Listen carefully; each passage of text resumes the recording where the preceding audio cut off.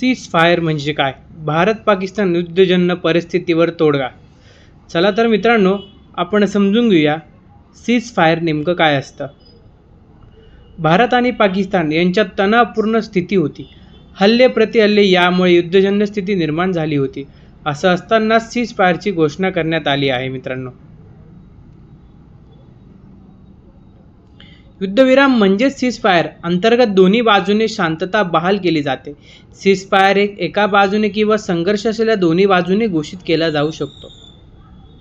कधी कधी सीज फायरचा कालावधी हा कमी असतो, कधी कधी दीर्घकालीन किंवा कायमस्वरूपी असू शकतो. सीज फायर म्हणजे एक सैन्य करार असतो. याचा प्राथमिक उद्देश संपूर्ण युद्ध क्षेत्रात शत्रुत्व थांबवणं हा असतो. विशिष्ट कालावधीसाठी शांतता प्रस्थापित केली जाते. सीज फायरमुळे दोन्ही देशात चर्चेची दारं खुली होतात.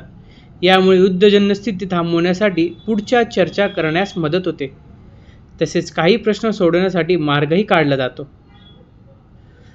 दुसरा म्हणजे सीज फायर दरम्यान जखमी आणि आजारी लोकांना सुरक्षित स्थळी हलवण्यास मदत होते. तसेच युद्ध होत असलेल्या ठिकाणी देवाणघेवाण वाहतुकीची मदतही होते. धन्यवाद.